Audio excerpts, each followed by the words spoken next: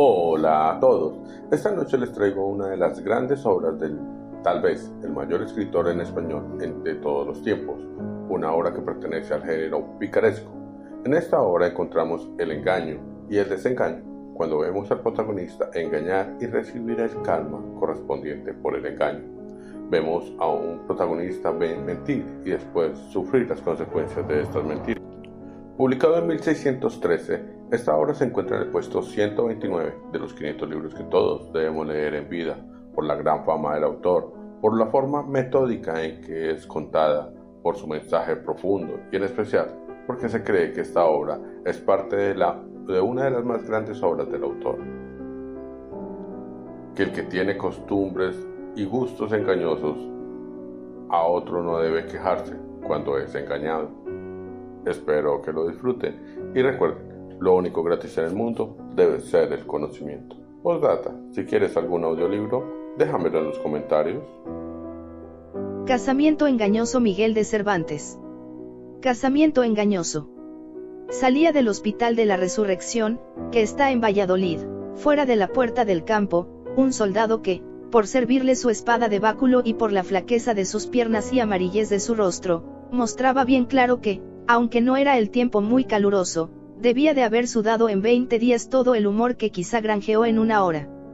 Iba haciendo pinitos y dando traspiés, como convaleciente, y, al entrar por la puerta de la ciudad, vio que hacia él venía su amigo, a quien no había visto en más de 6 meses, el cual, santiguándose como si viera alguna mala visión, llegándose a él, le dijo: ¿Qué es esto, señor alférez campuzano? ¿Es posible que está vuesa merced en esta tierra? Como quien soy que le hacía en Flandes, antes terciando allá la pica que arrastrando aquí la éspeda. ¿Qué color, qué flaqueza es esa? A lo cual respondió Campuzano: a lo si estoy en esta tierra o no, señor licenciado Peralta, el verme en ella le responde, a las demás preguntas no tengo que decir, sino que salgo de aquel hospital de sudar 14 cargas de bubes que me echó a cuestas una mujer que escogí por mía, que non debiera. Luego casóse vuesa merced. Replicó Peralta. Sí, señor, respondió Campuzano. Sería por amores, dijo Peralta, y tales casamientos traen consigo aparejada la ejecución del arrepentimiento. No sabré decir si fue por amores, respondió el alférez, aunque sabré afirmar que fue por dolores, pues de mi casamiento, o cansamiento, saqué tantos en el cuerpo y en el alma, que los del cuerpo, para entretenerlos, me cuestan 40 sudores, y los del alma no hallo remedio para aliviarlos siquiera. Pero, porque no estoy para tener largas pláticas en la calle, vuesa merced me perdone, que otro día con más comodidad le daré cuenta de mis sucesos, que son los más nuevos y peregrinos que vuesa merced habrá oído en todos los días de su vida. No ha de ser así, dijo el licenciado, sino que quiero que venga conmigo a mi posada, y allí haremos penitencia juntos, que la olla es muy de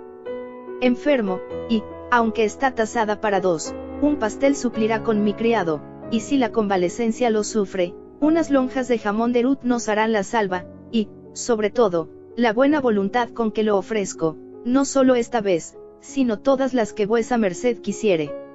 Agradecióselo Campuzano y aceptó el convite y los ofrecimientos.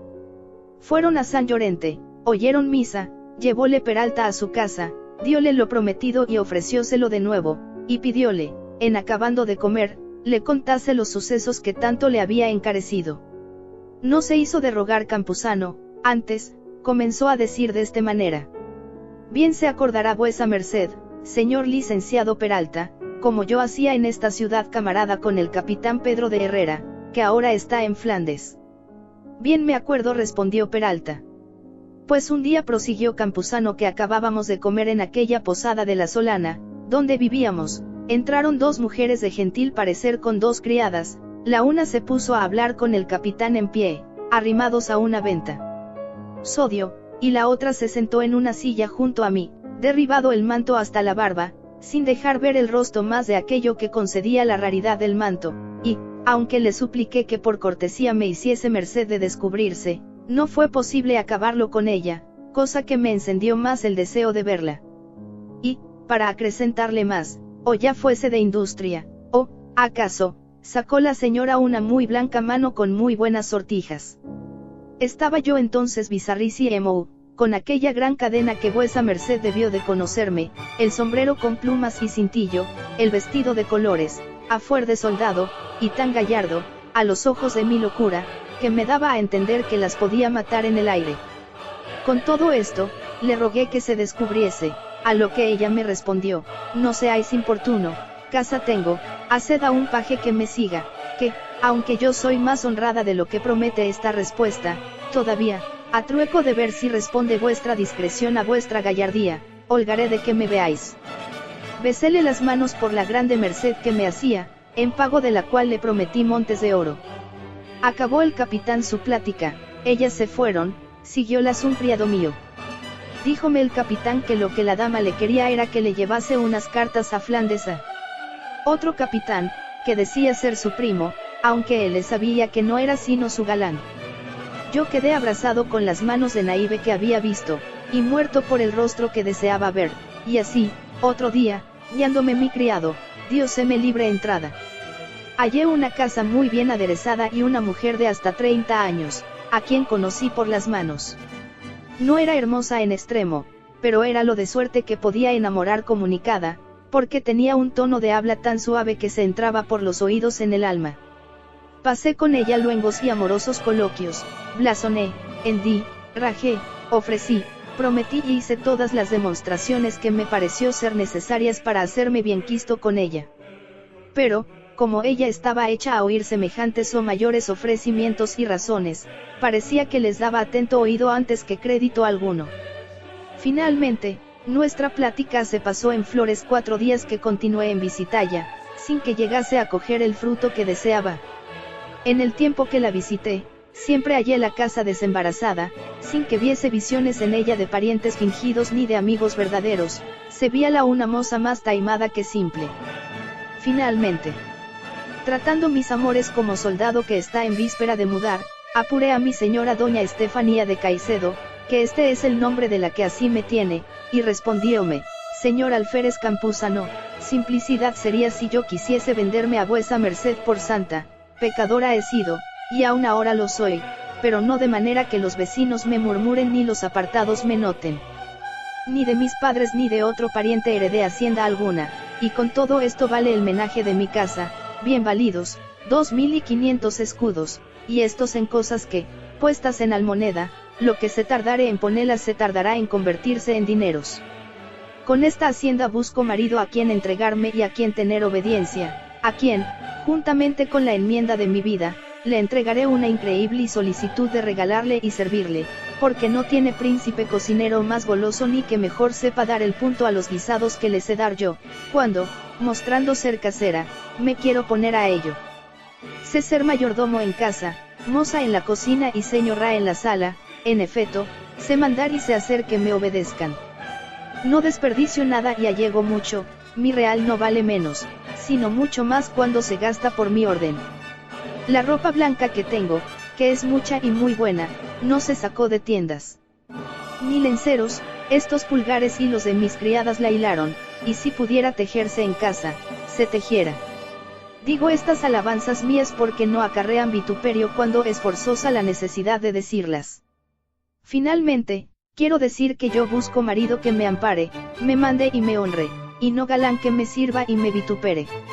Si vuesa merced gustare de aceptar la prenda que se le ofrece, aquí estoy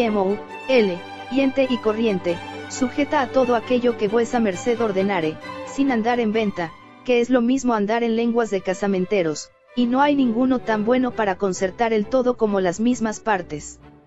Yo, que tenía entonces el juicio, no en la cabeza, sino en los carcañares, haciéndoseme el deleite en aquel punto mayor de lo que en la imaginación le pintaba, y ofreciéndoseme tan a la vista la cantidad de hacienda, que ya la contemplaba en dineros convertida, sin hacer otros discursos de aquellos a que daba lugar el gusto, que me tenía echados grillos al entendimiento, le dije que yo era el venturoso y bien afortunado en haberme dado el cielo, casi por milagro, tal compañera, para hacerla señora de mi voluntad y de mi hacienda, que no era tan poca que no valiese, con aquella cadena que traía al cuello y con otras joyuelas que tenía en ca.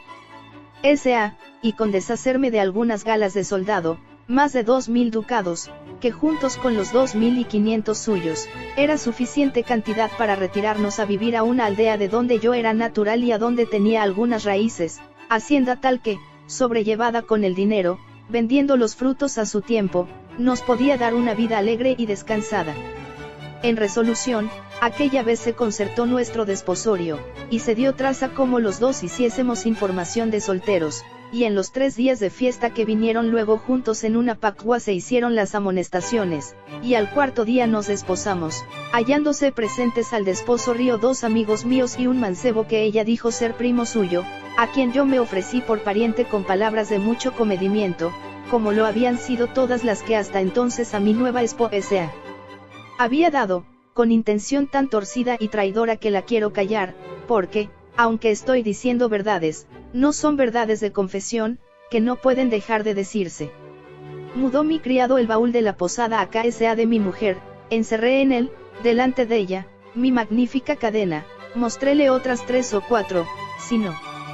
tan grandes, de mejor hechura, con otros 3 o 4 cintillos de diversas suertes, hícele patentes mis galas y mis plumas, y entreguéle para el gasto de casa hasta 400 reales que tenía.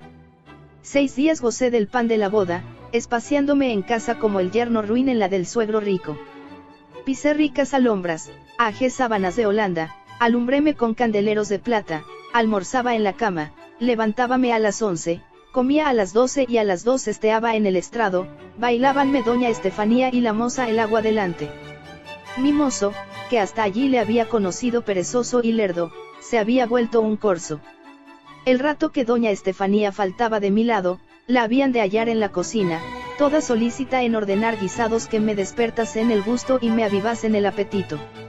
Mis camisas, cuellos y pañuelos eran un nuevo aranjuez de flores, según olían, bañados en la agua de ángeles y de azahar que sobre ellos se derramaba. Pasáronse estos días volando, como se pasan los años, que están debajo de la jurisdicción del tiempo, en los cuales días, por verme tan regalado y tan bien servido, iba mudando en buena la mala intención con que aquel negocio había comenzado. Al cabo de los cuales, una mañana, que aún estaba con doña Estefanía en la cama, llama Ron con grandes golpes a la puerta de la calle. Asomóse la moza a la ventana y, quitándose al momento, dijo, oh, que sea ella la bienvenida. ¿Han visto, y cómo ha venido más presto de lo que escribió el otro día? ¿Quién es la que ha venido, moza?, le pregunté. ¿Quién?, respondió ella, es mi señora doña Clementa Bueso, y viene con ella el señor don Lope Meléndez de Almendares, con otros 2 criados, y Ortigosa, la dueña que llevó consigo. Corre, moza, bien allá yo, y ábrelos, dijo a este punto doña Estefanía, y griega vos, señor, por mi amor que no os alborotéis ni respondáis por mí a ninguna cosa que contra mí oyéredes. Pues, ¿quién ha de deciros cosa que os ofenda, y más estando yo delante? Decidme, ¿qué gente es esta, que me parece que os ha alborotado su venida? No tengo lugar de responderos, dijo doña Estefanía, solo sabed que todo lo que aquí pasare es fingido y que tira a cierto designio y efecto que después sabréis. Y, aunque quisiera replicarle a esto, no me dio lugar la señora doña Clementa Bueso, que se entró en la sala, vestida de raso verde prensado, con muchos pasamanos de oro, capotillo de lo mismo y con la misma guarnición, sombrero con plumas verdes, blancas y encarnadas, y con rico cinti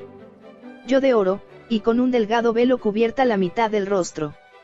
Entró con ella el señor don Lope Meléndez de Almendares, no menos bizarro que ricamente vestido de camino. La dueña Ortigosa fue la primera que habló, diciendo, Jesús, ¿qué es esto? Ocupado el lecho de mi señora doña Clementa, y más con ocupación de hombre. Milagros veo hoy en esta casa. A fe que se ha ido bien del pie a la mano la señora doña Estefanía, fiada en la amistad de mi señora. Yo te lo prometo, Ortigosa, replicó doña Clementa, pero yo me tengo la culpa. Que jamás escarmiente yo en tomar amigas que no lo saben ser si no es cuando les viene a cuento. A todo lo cual respondió doña Estefanía, no reciba vuesa merced pesadumbre, mi señora doña Clementa Bueso, y entienda que no sin misterio vi lo que vi en esta su casa, que, cuando lo sepa, yo sé que quedaré desculpada y vuesa merced sin ninguna queja. En esto, ya me había puesto yo en calzas y en jubón, y, tomándome doña Estefanía por la mano, me llevó a otro aposento, y allí me dijo que aquella su amiga quería hacer una burla a aquel don Lope que venía con ella, con quien pretendía casarse, y que la burla era darle a entender que aquella casa y cuanto estaba en ella era todo suyo. De lo cual pensaba hacerle carta de dote, y que hecho el casamiento se le daba poco que se descubriese el engaño, fiada en el grande amor que el don Lope la tenía. Y luego se me volverá lo que es mío, y no se le tendrá a mal a ella, ni a otra mujer alguna, de que procure buscar marido honrado, aunque sea por medio de cualquier embuste.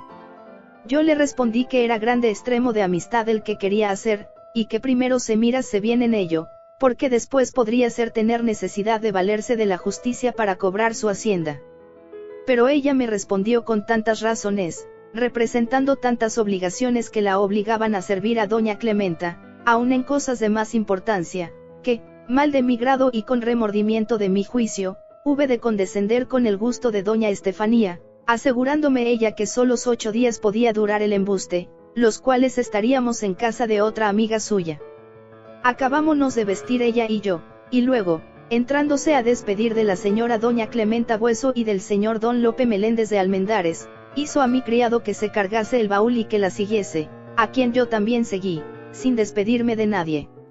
Paró doña Estefanía en casa de una amiga suya, y, antes que entrásemos dentro, estuvo un buen espacio hablando con ella, al cabo del cual salió una moza y dijo que entrásemos yo y mi criado.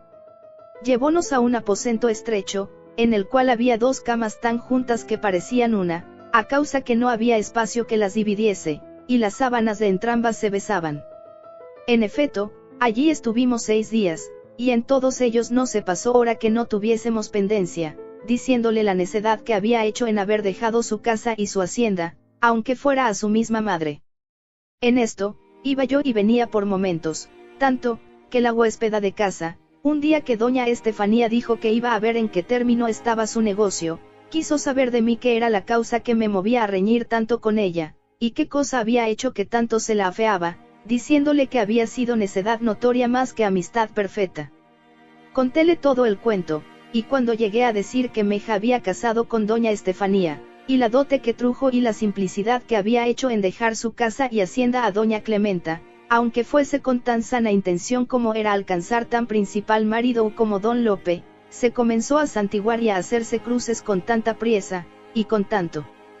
Jesús, Jesús, de la mala hembra, que me puso en gran turbación, y al fin me dijo, señor alférez, no sé si voy contra mi conciencia en descubriros lo que me parece que también la cargaría si lo callase, pero, adiós y aventura, sea lo que fuere, viva la verdad y muera la mentira.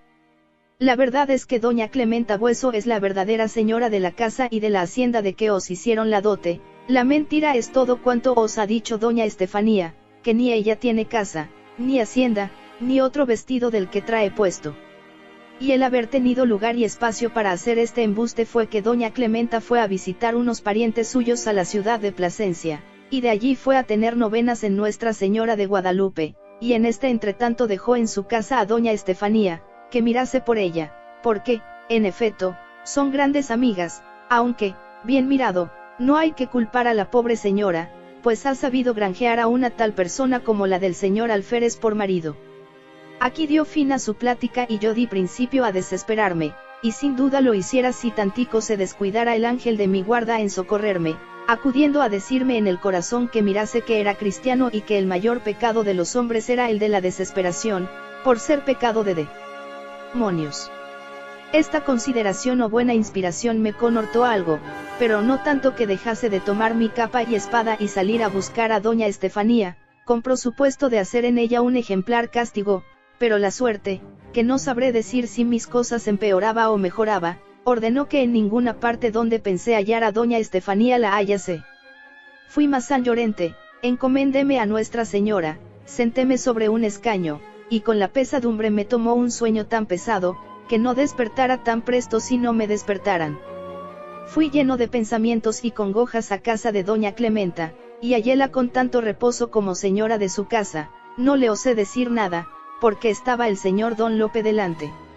Volví en casa de mi huéspeda, que me dijo haber contado a doña Estefanía como yo sabía toda su maraña y embuste, y que ella le preguntó qué semblante había yo mostrado con tal nueva, y que le había respondido que muy malo, y que, a su parecer, había salido yo con mala intención y con peor determinación a buscarla. Díjome, finalmente, que doña Estefanía se había llevado cuanto en el baúl tenía, sin dejarme en él sino un solo vestido de camino. Aquí fue ello.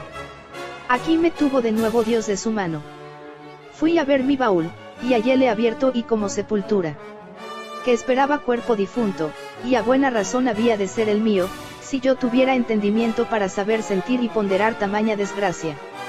Bien grande fue, dijo a esta sazón el licenciado Peralta, haberse llevado doña Estefanía tanta cadena y tanto cintillo, que, como suele decirse, todos los duelos, etc.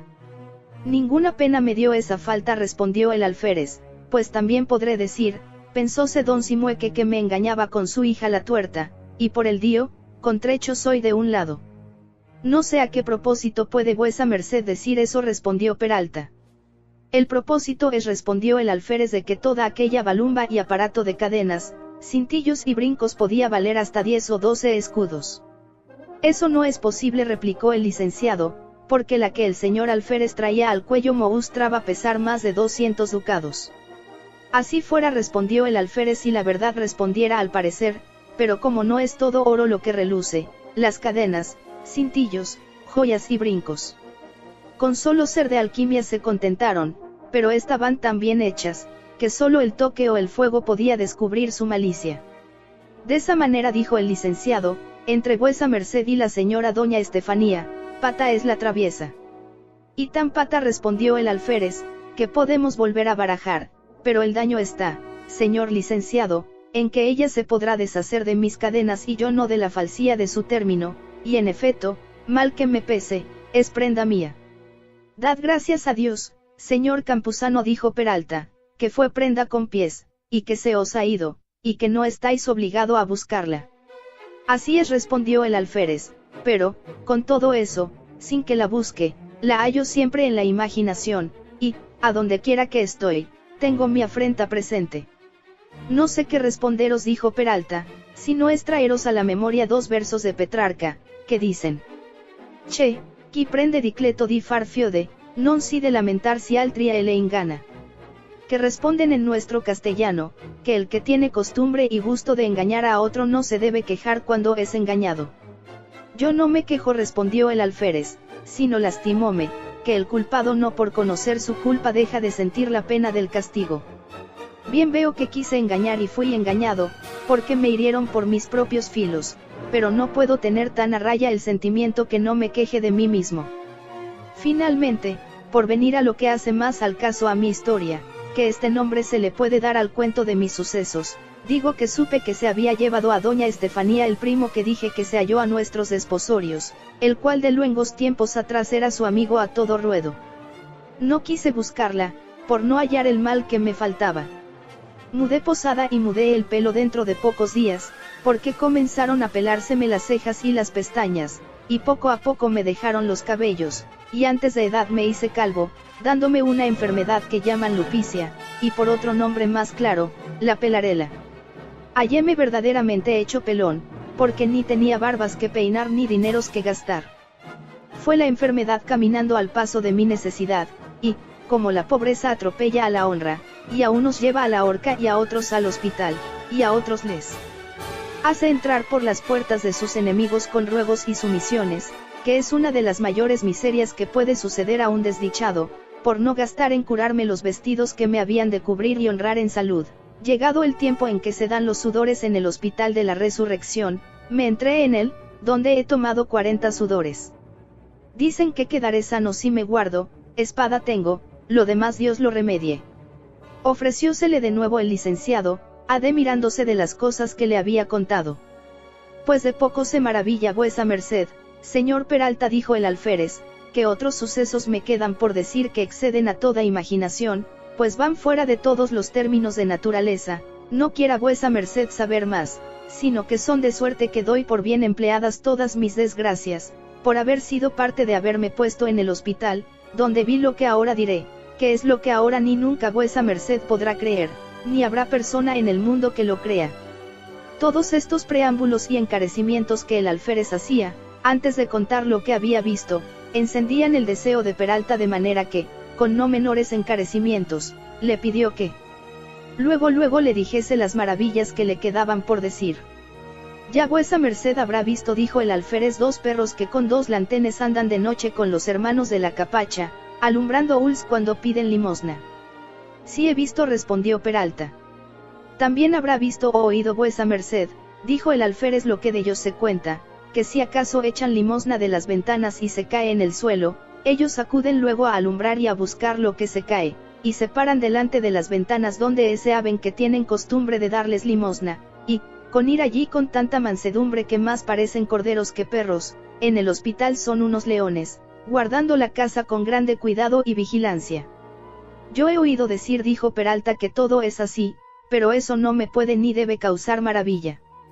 Pues lo que ahora diré de ellos es razón que la cause, y que, sin hacerse cruces, ni alegar imposibles ni dificultades, vuesa merced se acomode a creerlo, y es que yo oí y casi vi con mis ojos a estos 2 perros, que el uno se llama Cipión y el otro Berganza, estar una noche, que fue la penúltima que